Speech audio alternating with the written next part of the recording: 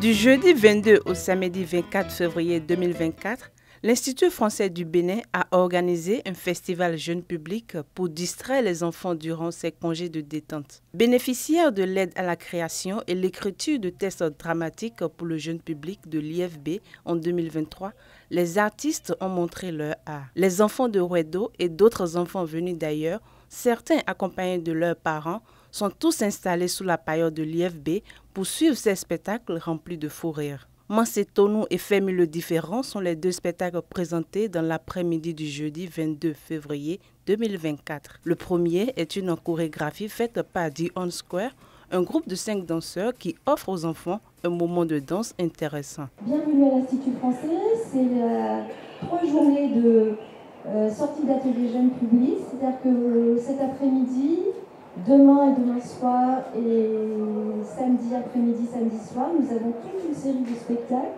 créés par des équipes béninoises et en destination du public jeune, enfants, adolescents, à voir en famille. Vous verrez, il y a des spectacles pour tous les âges. Donc vous serez les bienvenus toutes ces journées et on espère que enfants et grands, vous prendrez du plaisir à occuper ces journées de vacances, de congés pour les enfants, en regardant des beaux spectacles.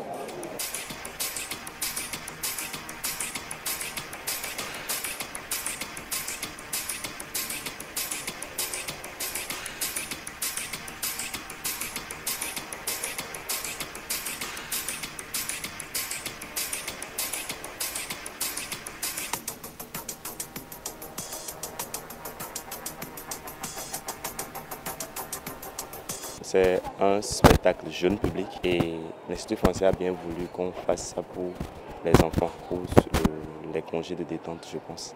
Voilà pourquoi on l'a fait. C'est la deuxième représentation. On avait déjà fait une première le 7 passé, le 7 février. Et ceci, c'est la deuxième. Le sujet défend les droits des enfants parce qu'on a misé plus sur le choix de l'enfant. L'enfant a le droit de choisir ce qu'il veut. C'est les parents qui en décident maintenant. Les parents doivent prendre le temps d'écouter l'enfant et d'aider l'enfant à pouvoir se prononcer, à pouvoir effectuer son choix. Femi le Différent, deuxième spectacle, est un test de Sophie Mentenhoué sur l'autisme. Ce spectacle met la lumière sur le quotidien des familles qui ont à leur charge un enfant différent. Comprendre et aller vers celles et ceux qui sont différents en surmontant d'éventuelles peurs liées à l'ignorance, c'est dans ce cadre que s'inscrit ce spectacle. Donc, Femi va à l'école et reste dans une salle de classe avec d'autres enfants. Hey, les autres parents d'élèves savent ça. Ils savent que les enfants comme lui là peuvent faire des crises comme ça là. Ah, ça fait un peu peur, Sophie. Oh, ça fait peur. Carole, tu devrais faire un tour dans l'école. Qui? Toi. Pardon, un seul, j'ai pas pu gérer. C'est pas plusieurs. Non, sérieusement. Après avoir visité tout ce qui existe dans le pays pour les enfants différents, je trouve que c'est la meilleure option pour leur épanouissement. Tu sais, Carole, le fait qu'ils soient mélangés avec d'autres enfants améliore leur interaction sociale. Quand on m'a appelé pour jouer ce rôle, quand j'ai lu le texte, j'ai vraiment coulé les larmes parce que ça m'avait... J'étais vraiment triste. Parce que moi-même, il faut dire la vérité, je ne maîtrisais rien de l'autisme avant de jouer ce spectacle. C'est grâce à ce spectacle que je suis allé faire un peu de recherche sur ça pour pouvoir connaître un peu le personnage. Et au début, ça n'a pas été facile. Ce n'est pas la première fois qu'on joue à ce spectacle. On l'a créé en août passé. On est à la 8e ou 10e déjà représentation et on souhaiterait encore jouer un peu plus. Je crois qu'il faut pouvoir jouir de ce que nous faisons. Et ce projet n'est pas commercial.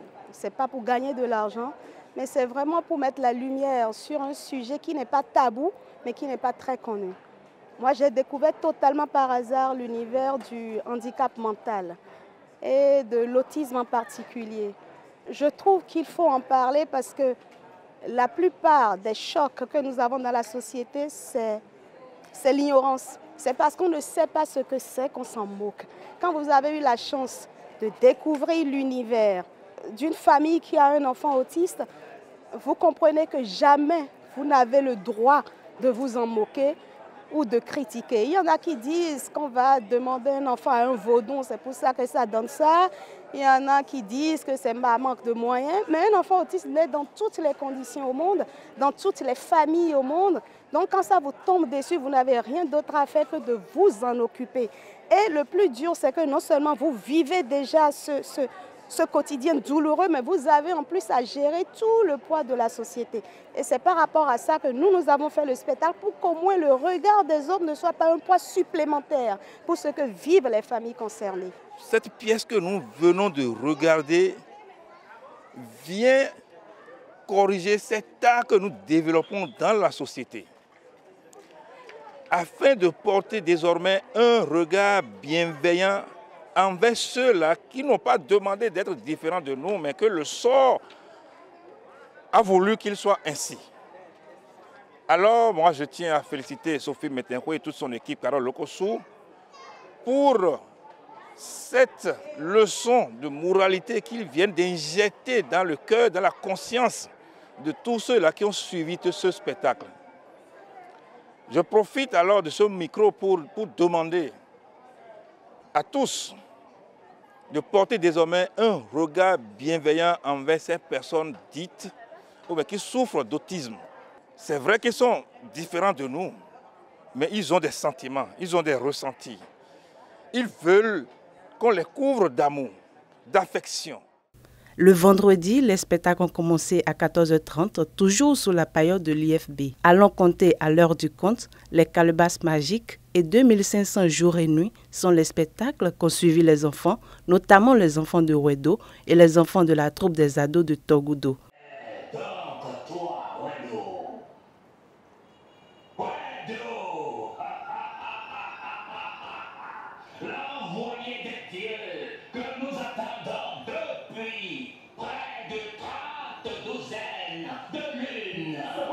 La terre se met à trembler comme par secousse pour déséquilibrer. Et les premières crevasses passaient sous ses jambes assez. Au fa! Soudain, la poussière se fit feu. Et les flammes vomissaient le sang du crachat de la terre. Un arbre dont les racines brûlaient tomba. Sur lui, les feuilles encore intactes le protégeaient le temps de son chant sacré. Wedo, parce que c'est surtout pour l'intérêt. Wedo, c'est comme le Christ. Pour moi, c'est comme le Christ qui vient établir la paix. Quoi qu'on dise, c'est un sujet qui est d'actualité. J'ai eu beaucoup d'inspiration grâce à ce texte parce que quand j'ai pris l'ouvrage de mon doyen Claude Balogun, je l'ai tellement lu, mais j'ai voulu comparer au Christ parce que je me suis dit, dedans, vous avez tout ce qu'il faut pour un monde. Gauthier, dis-moi, où as-tu coupé ces calebasses? Dans les champs, au cœur de la forêt. Dans les champs, au cœur de la forêt? Potier, ramène-les là-bas immédiatement, avant qu'elles ne répandent leur sortilège dans tout le village. Un sortilège? Les villageois reculaient aussitôt, effrayés, et regagnèrent leur case. Le vieux potier resta seul. Les règles n'ont jamais tué personne. Suis-je morte, moi, depuis le temps que je les ai? Avoir ces règles, c'est devenir une femme. C'est que tu as grandi. Soit, je ne vais pas mourir, mais je ne veux pas. Tu avais le choix. J'aime rester l'enfant que je suis. Je ne veux pas de ce sang qui me salit. C'est moi de ces glissants, qu'il reste où il était, qu'il n'arrive pas dans ma culotte. C'est un cycle naturel, Fifi. Au diable la nature, je veux rester une enfant, moi. Je veux jouer avec mes copines, avoir mes joujoux de Noël, traîner mon doudou partout. Je ne veux pas devenir ce en quoi tu as laissé le temps te transformer. Une femme, c'est-à-dire c'est être triste et déprimée et toujours occupée à la cuisine ou au ménage et toujours inquiète du lendemain. Troisième et dernier jour des présentations, les enfants ont suivi le petit Akli, Quelle planète laisse-t-on et la tortue qui chante. Regarde-moi.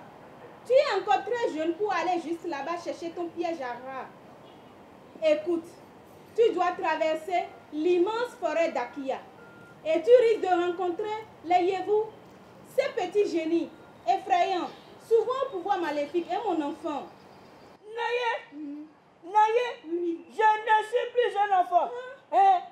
Je dois aller chercher chez mon oncle, à Akiyame. Mais mon fils a cli, hein? Que climat yo asia.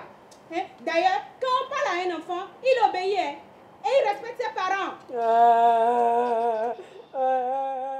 Okandi fait là. Okandi fait là. Oui. Ok. Dis-nous ce que tu as retenu de cette prestation. J'ai retenu qu'il faut respecter ses parents. Qu'il faut respecter ses parents. Bonsoir, chers conseillers. Je vous ai convoqué ici ce soir suite aux incessantes plaintes du conseiller Kokou. Il a constaté des comportements et pratiques qui n'honorent pas notre village et qui mettent en mal notre santé environnementale. Après notre départ, quelle terre laisserons-nous à nos enfants, à nos arrière-petits-enfants? Quelle richesse laisserons-nous? Quelle planète laisse-t-on? J'ai retenu qu'en fait, il ne faut pas laisser les déchets partir parce qu'ensuite, ça allait polluer la planète et il n'y aura plus de plantes, donc tout le monde allait mourir. Popozo est vraiment un homme exceptionnel. Il a ramené de la chasse une tortue qui parle et qui chante. On en parlera partout, à la radio, à la télé, au marigot, au marché, dans les champs, etc. Et à Popozo, l'homme qui a ramené une tortue qui parle sera encore plus célèbre. Tu as assez parlé maintenant. Viens que je te mette une corde. Les enfants contents d'avoir suivi ces spectacles donnent leurs impressions. Je trouve que c'était cool parce que ça met en valeur, nos cultures africaines. Et puis ça nous a permis de connaître d'autres histoires de l'Afrique. J'ai trouvé le spectacle extraordinaire et ça nous a donné l'envie de faire ce spectacle. J'ai trouvé ce spectacle amusant et ça peut représenter notre pays, le Bénin. J'ai trouvé le spectacle extraordinaire. Ça m'a permis de connaître mon pays. Selon moi, c'était bon et j'ai aimé. Dans le spectacle numéro 2, il ne faut jamais jeter ses ordures par terre. Au contraire, il faut les jeter dans une poubelle. Et il ne faut jamais jeter ses eaux usées par terre. Il faut les jeter dans une fosse.